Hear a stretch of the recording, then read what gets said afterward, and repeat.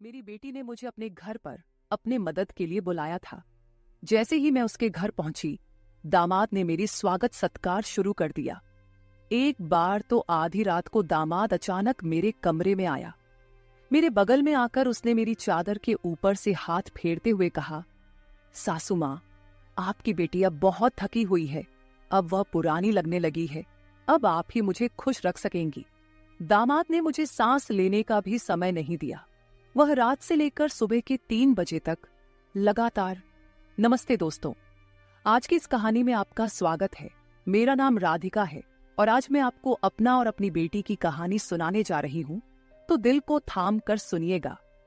मेरी बेटी को उसके ऑफिस के काम से घर के कामों के लिए समय नहीं मिल रहा था।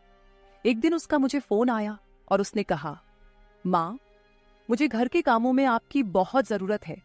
कुछ दिन मेरे पास आओगी क्या? बेटी की चिंता में मैं तुरंत उसके घर चली गई। मुझे देखते ही बेटी से ज्यादा दामाद खुश हो गए।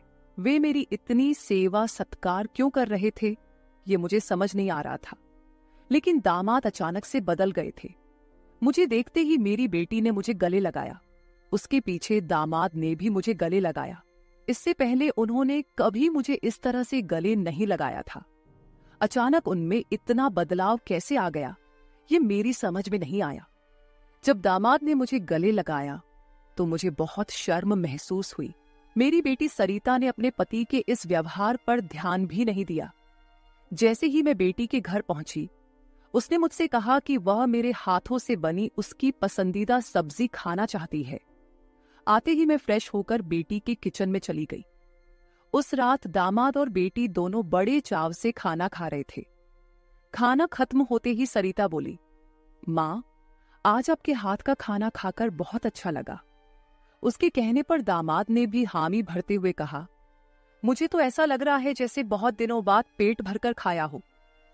दामाद ने मेरी तारीफ किया तो सरिता ने अपने पति को गुस्से से देखना शुरू कर दिया। वह बोली, सुमित, मेरी माँ के सामने मेरी बुराई मत करो। तुम ऐसा बोल रहे हो जैसे मैं रोज खाना बनाती ही नहीं हूँ। क्या तुम रोज बाहर मेस में खाते हो? उन दोनों के बीच तू मैं शुरू हो गई। तब मैंने दोनों को शांत करते हुए कहा, सरिता, छोटी छोटी बातों को बड़ा मत बनाओ। दामाद तो बस मजाक में तुम्हारे सामने मेरी तारीफ कर रहे होंगे। वैसे भी रोज तो मैं यहाँ नहीं रहती। तुम ही अपने पति का ख्याल रखती हो। शायद वे सिर्फ हंसी मजाक कर रहे हों। मैंने अपनी बेटी से यह कहा क्योंकि मैं दामाद को कुछ कह नहीं सकती थी। खाना खत्म होते ही सरिता हाथ धोकर अपने कमरे में चली गई। मैं डाइनिंग हॉल साफ करने लगी। मेरी मदद के लिए दामाद थे। वे बोले, सरिता को तो कोई परवाह ही नहीं है। माँ, इतने दिनों बाद आप घर आईं, फिर भी वह पहले ही दिन से आपके ऊपर सारा काम छोड़कर मोबाइल लेकर कमरे में चली गई। यही तो रोज का हाल है। दामाद की बात से सहमत होकर मैंने डाइनिंग टेबल से बर्तन उठाए। तभी दामाद भी मेरी मदद के लिए किचन में आ गए। किचन से जाते वक्त दामाद ने अचानक मेरे हाथ पकड़ लिए। फिर दामाद जी बोले, सासू माँ, सच में आपके हाथों में जादू है। आपके हाथ का खाना खाकर मन बहुत प्रसन्न हो गया।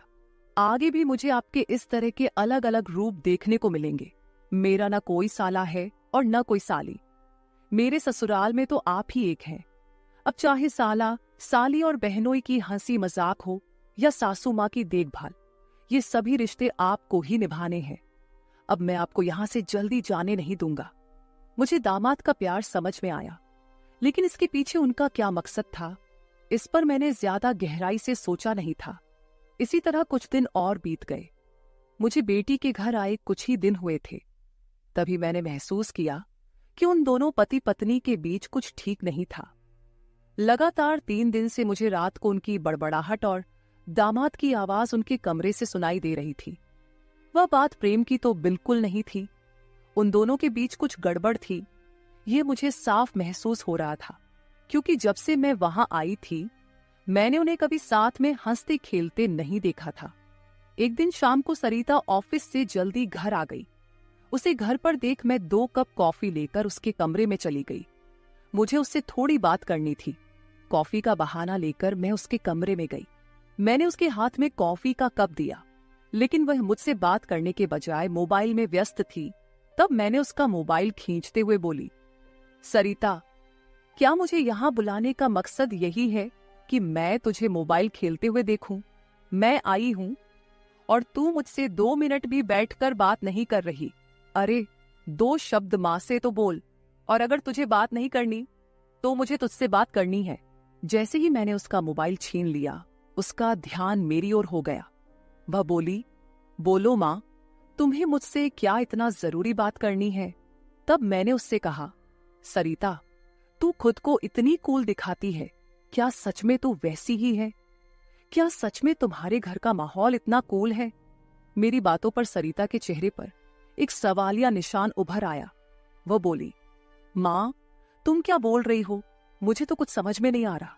जो बोलना है सीधे बोलो। अब तुम टीचर नहीं हो और ना मैं तुम्हारी स्टूडेंट, जो तुम मुझसे इतने सख्ती से बात कर रही हो। सरिता के कंधे पर हाथ रखकर मैंने उससे कहा, अरे पिछले 3 दिनों से रात को मुझे तुम्हारे कमरे से तुम दोनों की बड़बड़ाहट सुनाई दे रही है। क्या तुम दोनों के बीच सब कुछ ठीक है? अभी तुम्हें बच्चा भी होना है। अभी से ही तुम्हारे बीच अनबन शुरू हो गई है। अभी तो तुम्हें साथ में पूरा जीवन बिताना है। ये सही तरीका नहीं है। मेरी बातों का जवाब देते हुए सरिता बोली, माँ, मुझसे कहने के बजाय समीर से कहो, क्योंकि हमेशा वही झगड़ा शुरू करता है। उस दिन भी देखा ना, कैसे वह खाने की टेबल पर मुझे कुछ भी बोल रहा था। फिर वह बोली, माँ, अब तुम ही बताओ, मैं ऑफिस में भी थक जाती हूँ। ऊपर से घंटों ट्रैफिक में फंसकर घर आना पड़ता है। अब 3 दिन से तुम घर आई हो तो मुझे थोड़ी राहत मिली है, नहीं तो रोटियां बेलते वक्त भी मेरी आंख लग जाती थी। अब इतनी थकान के बाद भी मैं समीर को कैसे समय दूं? समीर तो कुछ समझने को तैयार ही नहीं है। और वैसे भी तुम्हें यहां बुलाने का आइडिया उसी का था। वह कह रहा था कि सासू माँ के आने से तुम्हें भी थोड़ा आराम मिलेगा। तुम यहां आई हो तो उसकी खाने की शिकायतें भी थोड़ी कम हो गई हैं। नहीं तो हर बात में ये ऐसा और वो वैसा ही चलता रहता था। तुम्हें बुलाने से पहले वह कह रहा था कि जब मेरी सासू माँ आएंगी तो मैं उनसे सारी ख्वाहिशें पूरी करवाऊंगा। अब तुम्हारे दामाद को तुमसे क्या ख्वाहिशें पूरी करवानी है, ये तुम ही देख लो। उसकी शिकायतों से तो मुझे थोड़ी राहत मिल गई है। सरिता की बातें सुनकर मुझे लगा कि सच में उसे काम से समय नहीं मिल पाता होगा, इसलिए समीर को खाने पीने की परेशानी हो रही होगी, और शायद इसलिए उन्होंने मुझे कुछ दिनों के लिए बुला लिया होगा। लेकिन दामाद को मुझसे और भी ख्वाहिशें पूरी करवानी थीं, इसका मुझे कोई अंदाजा नहीं था। सरिता की बातें सुनकर मुझे लगा कि उनके बीच सामान्य झगड़े हैं जो वे खुद सुलझा लेंगे। इसीलिए आगे मैंने सरिता को और नहीं समझाया। जैसे ही मैं उसके कमरे से बाहर निकली, मुझे दामाद की गाड़ी का आवाज सुनाई दिया। उस दिन समीर भी जल्दी घर आ गए थे। उन्हें घर में देखकर मैंने कहा, आज आप जल्दी आ गए, चलो अच्छा हुआ। आज तुम दोनों बाहर जाकर डिनर कर लो, घर में संभाल लूंगी। उन्हें थोड़ा बाहर घूमने फिरने का मौका मिलेगा, इसलिए मैंने उन्हें डिनर के लिए बाहर जाने को कहा। लेकिन दामाद ने कहा, सासू माँ, होटल जाने की जरूरत नहीं है। आज मेरे बॉस का 50वां जन्मदिन है। बॉस ने जन्मदिन के मौके पर एक 5 स्टार होटल में पार्टी रखी है और हमें खास तौर पर उस पार्टी में बुलाया गया है। समीर की बात सुनकर मैंने कहा, अरे वाह, तो फिर तुम दोनों जल्दी से अच्छे से तैयार हो जाओ और साथ में पार्टी में जाओ। तब दामाद जी बोले, सासू माँ, हम दोनों अकेले नहीं जाएंगे। बॉस ने पूरे परिवार को बुलाया है और आप भी हमारे परिवार हैं, इसलिए आप भी हमारे साथ चलो। तब सरिता भी मुझसे जिद करने लगी। उसने कहा, माँ, घर पर तुम अकेले बैठी क्या करोगी? तुम भी हमारे साथ चलो, तुम्हें भी अच्छा लगेगा। एक तो जब से तुम यहाँ आई हो, मैं तुम्हें कहीं बाहर घुमाने भी नहीं ले जा पाई। मैं छुट्टी लूंगी तो लूंगी, पर अभी तो तुम हमारे साथ बाहर चलो, कम से कम तुम्हारा भी मन थोड़ा हल्का हो जाएगा। उन दोनों का इतना जोर बढ़ गया कि मुझे भी उनके साथ जाने के लिए तैयार होना पड़ा। मैं हमेशा कहीं भी जाती थी तो अपने साथ 1-2 पार्टी वियर कपड़े रखती थी। इस बार भी मैंने पिंक रंग की नेट वाली साड़ी साथ रखी थी। मैंने वही साड़ी पहनकर अच्छे से तैयार होकर कमरे से बाहर आई। जैसे ही मैं बाहर आई, दामाद मुझे लगातार देखने लगे। वो मुझे ऊपर से नीचे तक नजर फेरने लगे। उन्होंने कहा, आज आपको सासू माँ कहने में मुझे शर्म आ रही है, क्योंकि आप किसी भी तरह से उम्रदराज नहीं लग रही हैं। आज तो आप किसी हीरोइन से कम नहीं लग रही हैं। दामाद की बातों पर मुस्कुराते हुए मैं बाहर गाड़ी के पास चली गई। कुछ देर बाद घर को लॉक करके बेटी और दामाद भी बाहर आ गए। दामाद मेरी तारीफ कर रहे थे, लेकिन सरिता का ध्यान उस पर नहीं था। लेकिन जैसे ही पार्टी में गए और दामाद के बॉस हमारे पास आए, उन्होंने मुझे देखकर समीर से कहा, समीर, तुम्हारी साली तो बहुत ही सुंदर है। इस पर समीर कुछ बोलते उससे पहले ही सरिता बोली, बॉस, ये समीर की साली नहीं है, ये तो माँ है, ये समीर की सास है। हमारे रिश्ते को सुनकर बॉस चौंक गए।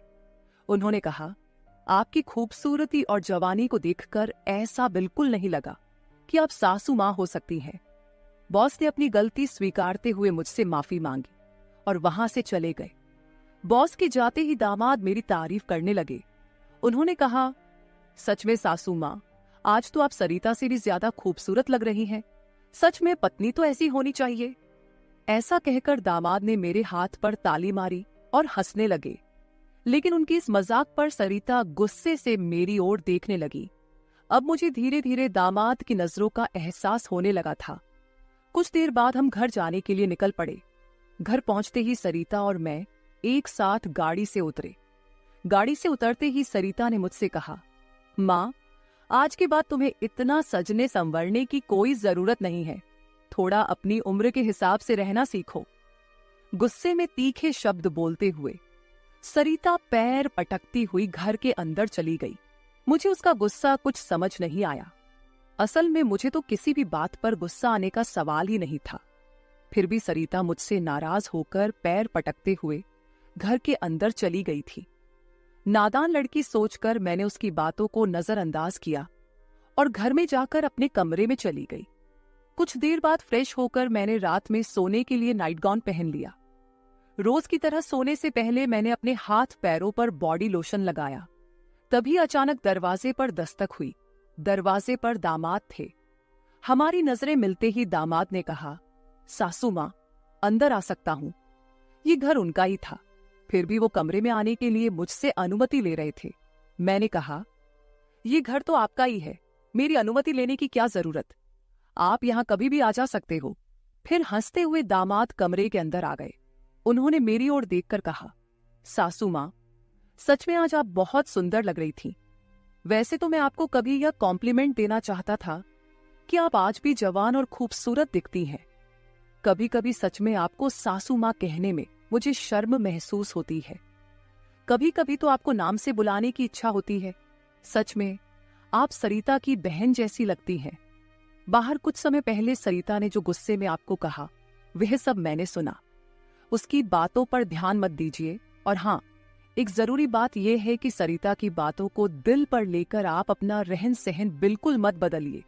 आप जैसी हैं बहुत अच्छी हैं। दामाद के मुंह से अपनी तारीफ सुनकर मेरे मन में लड्डू फूटने लगे। अगर 45 साल की किसी महिला की तुलना 21 साल की जवान लड़की से की जा रही हो, तो जाहिर है वह महिला खुश होगी ही। उस समय मेरे साथ भी वैसा ही हुआ था। दामाद की प्रशंसा पर मैं शर्मा गई थी। उस दिन के बाद दामाद की हदें बढ़ने लगी। 4 दिन बाद मुझे अपनी बेटी के कमरे से उनकी बहस की आवाजें सुनाई दी। मैं अपने कमरे से बाहर झांकते हुए वह सब सुन रही थी। तभी दामाद कमरे से बाहर आते दिखे। दामाद को बाहर आते देख मैं जल्दी से अपने कमरे में चली गई। मैं कमरे की लाइट बंद करने ही वाली थी कि समीर मेरे कमरे में आ गया। वो काफी गुस्से में लग रहा था। मैंने उसे एक गिलास पानी दिया और पूछा, सब ठीक तो है ना? इस पर दामाद बोले, सासू माँ, आपकी बेटी और आप में कितना फर्क है। शादी के बाद पति से कैसा व्यवहार करना चाहिए, उसे कैसे खुश रखना चाहिए, आपने सरिता को कुछ भी नहीं सिखाया। जब भी मैं उसके पास जाता हूं, वह मुझसे एक ही बात कहती है कि मैं बहुत थक गई हूं। आपकी बेटी अब पूरी तरह बूढ़ी दिखने लगी है। उसके सामने आप जवान लगती हैं। कहां आपकी जवानी और कहां सरिता की समय से पहले आई बुढ़ापा। मैंने शांत रहकर समीर की सारी बातें चुपचाप सुनी। उनकी बातें खत्म होते ही मैंने उसे समझाते कहा, दामाद जी, आप गुस्सा मत कीजिए। सरिता अपने ऑफिस के काम में पूरी तरह थक जाती है। इसलिए वह थोड़ी परेशान हो गई है। कुछ दिन आप दोनों बाहर घूमने चले जाइए, सब कुछ ठीक हो जाएगा। काम की भाग दौड़ में खुद के लिए भी समय निकालना जरूरी है। इस पर दामाद बोले, मैं तो सब कुछ करने के लिए तैयार हूँ, लेकिन आपकी बेटी को ऑफिस से छुट्टी लेने की इच्छा होगी, तभी मैं भी उसके साथ कहीं जा सकूंगा। मैंने फिर से दामाद को समझाया और उनके हाथ में पानी का गिलास दिया। दामाद से बात करते हुए अनजाने में मेरा हाथ उनके पैर पर रख दिया गया। अचानक दामाद ने अपने पैर पर रखा मेरा हाथ अपने हाथ से पकड़ा और मेरे हाथ से गिलास को एक ओर रखते हुए दूसरे हाथ से मेरे चेहरे से बाल हटाकर बोले, सासू माँ, आप सच में बहुत सुंदर हैं। आपको देखकर तो सरिता को देखने की इच्छा ही नहीं होती। कहाँ आपके चेहरे का तेज और कहाँ सरिता की झुर्रियां। दामाद मेरे सामने मेरी बेटी की बुराई कर रहे थे। मैंने उन्हें कहा, आप मेरी सुंदरता की तारीफ कर रहे हैं, इसके लिए धन्यवाद, लेकिन जिस लड़की के बारे में आप बुरा भला कह रहे हैं वह मेरी बेटी है, ये मत भूलिए। दामाद बोले, सासू माँ, मैं कुछ गलत नहीं कह रहा हूं, जो सच है वही कह रहा हूं। अब सरिता बूढ़ी दिखने लगी है तो क्या करूं? आपके सामने वह सच में फीकी पड़ती है। आपकी सुंदरता बेहद मनमोहक है। बोलते बोलते दामाद की नजर मुझ पर टिकने लगी थी। तब मैंने उनसे कहा, अब काफी रात हो गई है, आपको जाकर सो जाना चाहिए, नहीं तो सरिता यहाँ आ गई तो वह और नाराज हो जाएगी। मैंने दामाद को जैसे तैसे अपने कमरे से बाहर किया, नहीं तो वह रात भर मेरे कमरे में ही बैठे रहते। खैर, जो भी हो, लेकिन समीर ने मेरी जो प्रशंसा की वह मुझे बहुत पसंद आई। अगले दिन शाम को जब दामाद ऑफिस से घर आए तो उन्होंने कहा, सासू माँ, कल मुझे 2 टिफिन पैक कर दीजिए, और वो भी भरकर। जब से आप मेरा टिफिन बना रही हैं, ऑफिस में मेरी क्रेडिट कुछ ज्यादा ही बढ़ गई है। मेरे दोस्त रोज मेरे टिफिन की तारीफ करते रहते हैं, और आज तो मेरे बॉस ने भी मेरी तारीफ की। सबको लगा कि मेरी पत्नी ने इतना अच्छा खाना बनाया है, लेकिन मैंने सबका भ्रम दूर कर दिया और उन्हें बताया कि यह जादू मेरी पत्नी के हाथों में नहीं, बल्कि मेरी सासू माँ के हाथों में है। कल मेरे बॉस ने आपसे टिफिन मांगा है, और हाँ, टिफिन के साथ आप भी अच्छे से तैयार रहिएगा, क्योंकि बॉस ने आपको भी मिलने के लिए बुलाया है। मेरे दोस्तों को भी आपसे मिलने की इच्छा है। दामाद मेरी तारीफों के पुल बांध रहे थे, तभी सरिता वहीं बैठी थी। बातें करके समीर डाइनिंग हॉल से बाहर चले गए। मैं भी किचन में रात का खाना बनाने जाने लगी। तभी सरिता ने कहा, माँ, तुम्हें अपने दामाद के सामने ज्यादा कूल बनने की कोशिश नहीं करनी चाहिए। मैंने तुम्हें उसी दिन समझाया था कि तुम्हें अपनी उम्र के हिसाब से रहना चाहिए। अब ना तुम नौकरी करती हो, ना पापा है, तो तुम्हें इन सब नखरों की क्या जरूरत है? कल तुम समीर के ऑफिस जा ही रही हो, तो एकदम साधारण और सादगी से जाओ। मुझे तुम्हारा यह टाप टिप रहना बिल्कुल अच्छा नहीं लगता। मेरी अपनी बेटी मुझ पर हुक्म चलाने लगी थी। उस समय मुझे सरिता की बातों पर बहुत गुस्सा आया। मैंने उससे कहा, सरिता, उस दिन मैंने तुम्हें बच्चा समझकर कोई जवाब नहीं दिया, लेकिन अब तुम्हारी हिम्मत बढ़ती जा रही है। याद रखना, मैं तुम्हारी माँ हूं, ये मत भूलना। मुझसे बात करते समय अपनी जुबान का ख्याल रखो। एक बात तो तुम्हें भी अच्छे से पता है कि मुझे हमेशा से टापटिप रहने की आदत है। मैं अपनी आदत किसी के कहने से नहीं बदलूंगी। इंसान जितना अच्छा रहता है उतना ही फ्रेश दिखता है, यही मेरा मानना है। तुम चाहे कुछ भी कहो, मैं अपनी रहन सहन नहीं बदलने वाली। अगर किसी को बदलना है तो तुम खुद को बदलो, अपना चिड़चिड़ा स्वभाव बदलो। कभी कभी तो मुझे लगता है कि तुम मेरी ही बेटी हो या नहीं। उस दिन पहली बार मैं अपनी बेटी से इतने गुस्से में बात कर रही थी। इससे पहले सरिता ने भी कभी मुझसे इतने कटु शब्दों में बात नहीं की थी। इसलिए उससे गुस्सा होकर मैं किचन में चली गई। उस रात खाना खाते समय भी मैंने किसी से बात नहीं की। अगले दिन दोपहर के 1 बजे के बाद मुझे मेरे दामाद का फोन आया, तो मैं तैयार होकर उनके ऑफिस जाने के लिए निकली। शाम को मैं और समीर साथ ही घर लौटे। मुझे और समीर को साथ देखकर सरिता और भी ज्यादा नाराज हो रही थी। अब मुझे उसकी नाराजगी से कोई फर्क नहीं पड़ता था।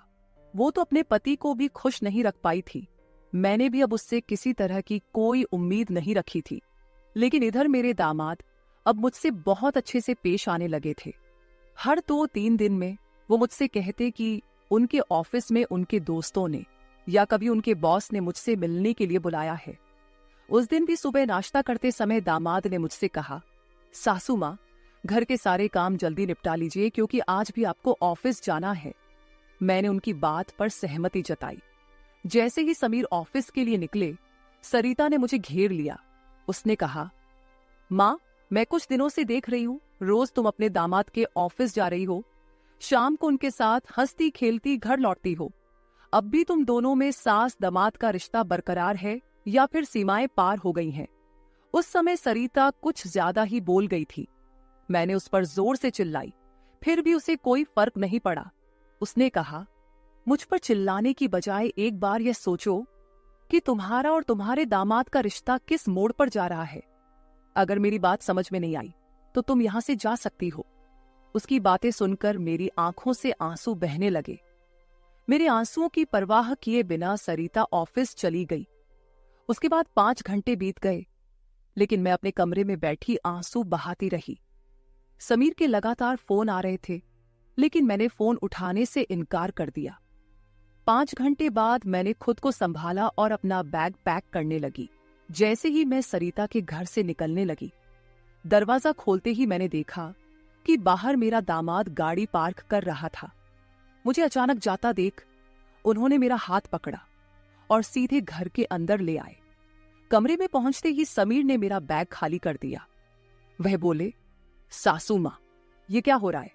आप बिना कुछ कहे यहां से क्यों जा रही हैं? मैंने उन्हें सरिता की बात कुछ नहीं बताई। मैंने कहा, मेरे कारण शायद आपके रिश्ते में दूरियां आ रही हैं। अब मुझे भी यहां आए काफी दिन हो गए हैं। मैं अपनी बेटी का घर नहीं तोड़ना चाहती।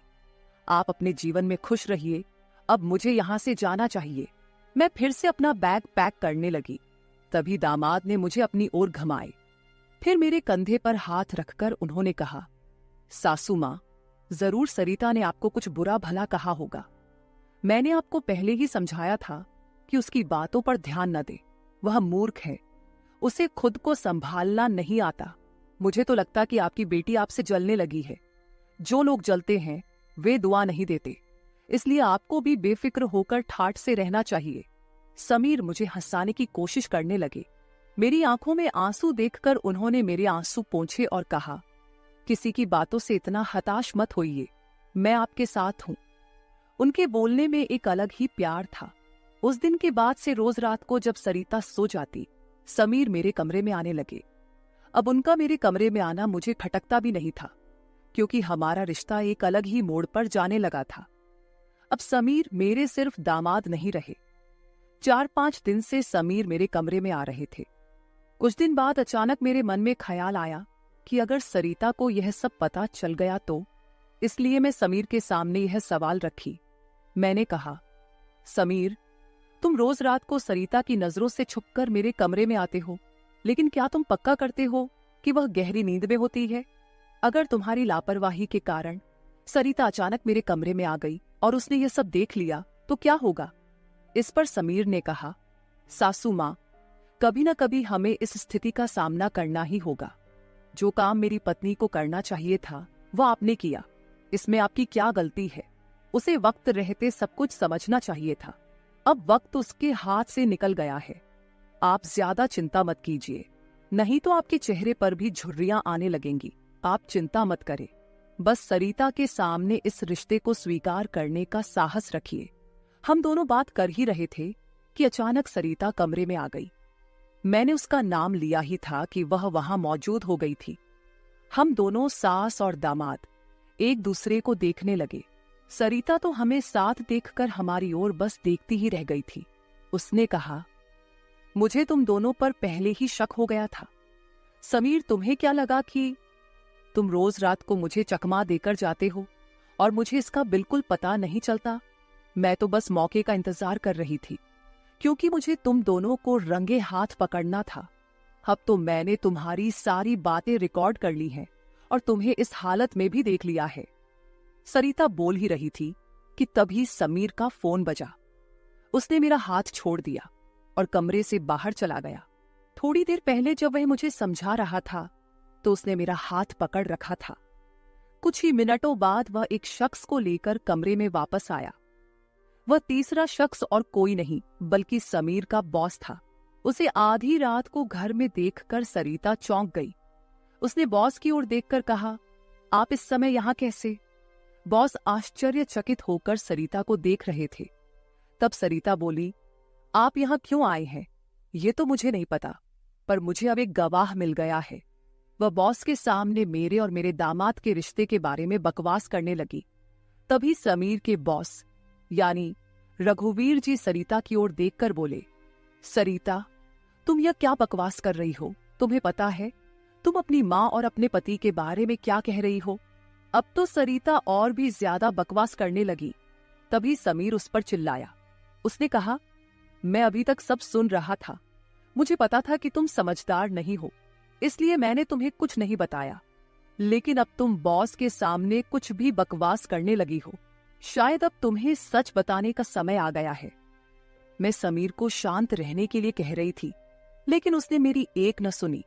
वह बोला, माँ, अब और कितने दिन आप यह सब बातें छुपा कर रखेंगी? इस तरह मन मारकर जीवन को सुखमय नहीं बनाया जा सकता। जीना है तो खुले दिल से जियो। आपको किसी से डरने की जरूरत नहीं है, क्योंकि आपने कोई अपराध नहीं किया। समीर ने सरिता से कहा, सरिता, पिछले कुछ दिनों से मैं इस कमरे में आ रहा हूं, ये सच है। लेकिन मैं इस कमरे में क्यों आ रहा था, इसका कारण वो नहीं है जो तुम सोच रही हो। इसका असली कारण कुछ और ही है। मैं यहां इसलिए आता था ताकि अपने बॉस को तुम्हारी माँ के कमरे में सुरक्षित छोड़ सकूं। मैं तुम्हारी माँ के साथ नहीं बल्कि मेरे बॉस होते थे। जिस दिन हम बॉस के जन्मदिन की पार्टी में गए थे, उस रात जब हम पार्टी से घर लौटे थे, तो मैंने तुम्हारी माँ को उनके कमरे में रोते हुए देखा था। उसी रात बॉस ने मुझसे तुम्हारी माँ का फोन नंबर भी लिया था। उस रात बॉस बार बार तुम्हारी माँ को फोन कर रहे थे। उस रात जब मैं अचानक तुम्हारी माँ के कमरे में गया, तो मैंने उनके फोन में बॉस के कई मिस्ड कॉल देखे। अगले दिन मैंने बॉस से इस बारे में पूछा, तभी मुझे सच्चाई पता चली। एक समय था जब तुम्हारी माँ और बॉस एक ही कॉलेज में पढ़ते थे। इतना ही नहीं, उन दोनों के बीच प्यार भी था, लेकिन घर वालों के दबाव के कारण वे अपना जीवन एक साथ नहीं बिता सके। पर किस्मत ने 30 साल बाद उन्हें एक बार फिर से आमने सामने खड़ा कर दिया। तुम्हारी माँ कुछ बोलने के लिए तैयार नहीं थी, लेकिन बॉस की वजह से मुझे उन दोनों के रिश्ते के बारे में पता चला। तब से मैंने जानबूझकर कभी दोस्तों का बहाना बनाया तो कभी बॉस का, ताकि तुम्हारी माँ और बॉस को एक दूसरे से मिलवा सकूं। धीरे धीरे मैंने तुम्हारी माँ के चेहरे पर खुशी देखनी शुरू की। वह भी अपना पुराना रिश्ता जीने लगी, लेकिन तुमने इसे गलत समझा और माँ पर गलत आरोप लगाए। तुम्हारे आरोपों के बाद तुम्हारी माँ ने घर से बाहर निकलना बंद कर दिया। तब से मैंने इस प्रेमी जोड़े की मुलाकात अपने घर में ही करानी शुरू कर दी। तुम्हारी माँ जानती थी कि तुम इस उम्र में उनके और बॉस के रिश्ते को स्वीकार नहीं करोगी, इसलिए उन्होंने कभी तुमसे खुलकर बात नहीं की। लेकिन अब मुझे लगता है कि उन्हें अपनी जिंदगी का फैसला खुद करने देना चाहिए। सरिता बोली, समीर, तुम मेरी माँ को उनके प्रेम से मिलने के लिए इतना प्रयास कर रहे थे। तुम दामाद होकर भी कोई आपत्ति नहीं कर रहे थे और मेरी माँ को एक बार फिर से जीने का मौका दे रहे थे। मैं आगे बढ़ी और सरिता से आंसू भरी आंखों के साथ बोली, मुझे माफ कर दे बेटी, मुझे इस उम्र में यह सब नहीं करना चाहिए था। मुझे रघुवीर से फिर से नहीं मिलना चाहिए था। लेकिन तू चिंता मत कर, सुबह होते ही मैं यहां से चली जाऊंगी। मैं रघुवीर से कभी नहीं मिलूंगी। इस उम्र में मुझे यह बातें तुम्हारे मुंह से सुनने से पहले ही मैं यहां से चली जाती हूं। मेरी आंखों में आंसू देखकर सरिता बोली, मां, मुझे माफ कर दो। मैंने तुम्हें समझा ही नहीं, ना मैंने कभी तुम्हारे अकेलेपन को महसूस किया। अब वो समय तो बीत गया, पर अगर तुम मेरे लिए जी सकती हो तो फिर मैं तुम्हारी खुशी में क्यों नहीं शामिल हो सकती।